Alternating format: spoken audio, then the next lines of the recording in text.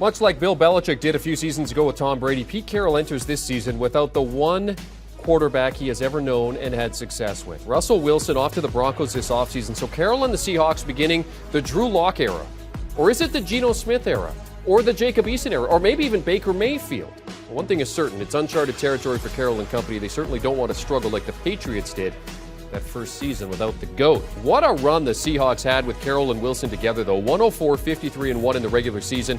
8 playoff appearances, 2 Super Bowl appearances, 1 Lombardi Trophy lift, all in the past decade after Carroll drafted Wilson in the 3rd round back in 2012. Well, for more on the Seahawks and what we can expect this season, let's now welcome back our 2-time Super Bowl champion, Bryant McFadden. B-Mac, DK Metcalf has yet to re-sign. Chris Carson may have to retire due to his neck injury. Russ is gone. Are we entering a complete rebuild here in Seattle? No question. No question. And the reason why I say that, I believe they're rebuilding. Anytime you move a franchise quarterback who has quality years left to display for your team, yes, you're telling me, you're telling everyone that we're starting all over. Russell Wilson is still an elite-like player at the quarterback position. Russell Wilson still has 4 to 5 to 6 quality years left in that arm of his. And if you move on from him, you're telling all of us you're trying to rebuild. Not to mention, moving on from Bobby Wagner as well, guys that played a key part in getting to a Super Bowl and winning a Super Bowl. So me personally, the leadership on and off the football field, when you move away from those type of players, especially one of those players being a franchise quarterback, yeah, you're rebuilding. It's hard to believe that the Seahawks would enter the season with either Drew Lock or Geno Smith as the QB1, and I only say that because of the quarterbacks that are out there available for trade. When you look at that situation, who should they be looking to try and get? Of course, number one is Jimmy Garoppolo. I think medically that's a big-time concern because remember, he had off-season shoulder surgery, I think, to his throwing shoulder. So that might be a reason to be cautious and trying to make that trade happen for Seattle. But outside of Jimmy Garoppolo, what about a name no one is really talking about? And that name is Gardner Minshew, right? Gardner Minshew, the quarterback with the thick mustache, the headband, a guy that plays with a lot of energy, and he finds a way to get guys to rally behind him and follow his steps. When you look at Gardner Minshew as a starter in the National Football League, 22 starts. Individually speaking, when you look at his numbers, 243 yards is what he averaged. 37 touchdowns, 10 interceptions. Now, those are pretty decent individual numbers. Granted, he did not win a lot, but get this, he was in Jacksonville. It didn't matter who the quarterback pretty much was in Jacksonville. They were going to lose ball games. So Gardner Minshew might be a name to monitor if Drew Lock is not looking like he's supposed to look, or if Geno Smith is struggling as well. So this is a big-time hypothetical, but maybe Gardner Minshew is a name to monitor. And also, I have to throw in Baker Mayfield's name for sake of argument. We know Baker wants to play elsewhere. He's even verbalized that himself. Would Seattle make that type of commitment financially, knowing what his 5th-year option will command for him salary-wise? I don't know. But the top 2 names for me would be Jimmy Garoppolo, Gardner Minshew, if the Seattle Seahawks wanted to make a trade at the quarterback position. And then a third would be Baker Mayfield, who Carolina is also being mentioned as a possible destination for him. Okay, so B-Mac, let's say that none of that happens. Let's say that they don't get another quarterback. If they do end up with Drew Lock and Geno Smith, who's your QB1? I think it will be Drew Lock. And the reason why I say that, I think if you had to compare Geno and Drew, I think it's safe to say Drew probably has the higher ceiling. Now, how high is that ceiling? Are we talking about an adult-sized house or a miniature-sized house? That's to be determined, right? That's not up to me, but based on what we've seen from Drew Lock, I mean, coming into the league with lofty expectations, really has been extremely up and down, more down than up.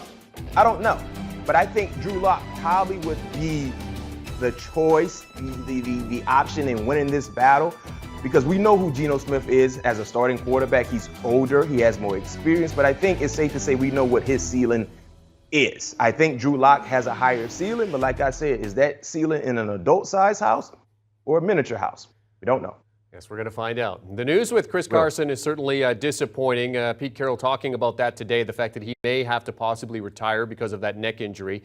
They did re-sign Rashad Penny. They drafted Kenneth Walker. So for you, what does that depth chart look like now, and what could it look like by season's end? Penny, Walker. Now, when they drafted Walker, I think in the second round, a lot of people was like raising their eyebrows, like, what are they doing? You got Carson. You got Penny. When healthy, Penny can go. Productive. Carson, when healthy, he can go. But clearly the Seattle Seahawks knew about the injury-like concern regarding Chris Carson's neck, and they wanted to prepare if something was to hamper Chris from continuing his NFL career. And it seems like that might be the case, unfortunately. But they have a bird in their hand, and that's why they drafted Kenneth Walker. But I think Penny is the guy. One thing about Penny, remember, they took him a few years ago in the first round from San Diego State. Talent is there. He has talent. He's very, very explosive. He's physical. Injuries has been the main thing that has been standing in front of him. He can't shake, spin, stiff arm these injuries. So with that being said, now it makes sense in why they drafted Kenneth Walker, because Chris might not be able to play, and you don't know if you can count on Penny being an every down back playing for the entire season based on what we've seen so far through his professional career. So I think that would be the list, the order, the depth chart. Rashad Penny would be the number one, followed by Kenneth Walker. And certainly hoping the best for Chris Carson, that he can continue his footballing career. The situation with linebacker Bobby Wagner, I mean, BMAC, this was a messy divorce. But after his release, I mean, he's leveled up. He's now with the Super Bowl champions in that division. With Wagner gone, what is the key to turning around this defense? Well, number one, adding talent. They've been trying to do so via free agency and via the draft, but it hasn't really displayed on the football field. But I think the best way to get Seattle to be more of an efficient group defensively, sacking the quarterback, putting pressure on the quarterback. You're in a division where you play against Matthew Stafford twice. You play against Kyler Murray twice. You have Trey Lance twice as well. You got to find a way to harass quarterbacks. They only had 34 sacks a year ago. 34 sacks. And get this, the guy who led them in sacks, which was 8, Carlos Dunlap, is no longer there. So the best way to try to change the direction of this defensive team is find a way to put pressure on the opposing quarterbacks. It's not always about sacking the quarterbacks, but if you can get around them, if you can collapse the pocket, no question that will improve your defensive numbers. Look at the passing yards they allowed. The secondary has been inconsistent, and the reason why is they've been asked to cover for such a long time. If you can put pressure on these quarterbacks and make them throw the football when they don't want to throw the football, that would improve the secondary. So I think that's the best way to get the biggest domino to fall in regards to concerns with this defense. Find a way to put pressure on opposing quarterbacks. Yeah, the Legion of Boom has become the Legion of Doomed at this point in time. We mentioned Wagner leaving, Carson's injury, DK Metcalf's status in terms of his contract. But in terms of what the Seahawks have done this offseason, for you, what's their most underrated move that they've made? I talked about finding a way to put pressure on quarterbacks. So the biggest underrated move for me is going out to sign Uchenna Nwosu from the Chargers, right? He had 5 sacks a year ago. It might not blow you away with, hey, man, they gave a guy $20 million, $10 million guaranteed. He only had 5 sacks. The thing that I like about Uchenna is that it's not about sacking the quarterbacks, but what he did was consistently put pressure. He consistently collapsed the pocket. He consistently stayed around opposing quarterbacks, and that's why he was able to get a $20 million deal. So me personally, when you look at adding him to the fold, not to mention they're transitioning to a 3-4 defense, he is familiar being in that style of play, standing up as an edge rusher and utilizing his quickness and his hand placement to be able to be effective. That's what he does. He understands the makeup of their defense. So now adding him to the fold, and clearly that was a big time need for the Seattle Seahawks, I think he will improve their defense. How much? We don't know. We have to wait and see. But I think that is the most underrated signing for the Seahawks based on a huge need on the defensive side in regards to putting pressure on opposing quarterbacks. And a key to what you had said. The only teams with lower projected win totals than the Seahawks are Houston and Atlanta. Seattle projected for 6 wins. BMAC, what's your prediction? 6. That's nice. I would love to have that teacher grade my classwork when I was in elementary school. I got 3 or 14.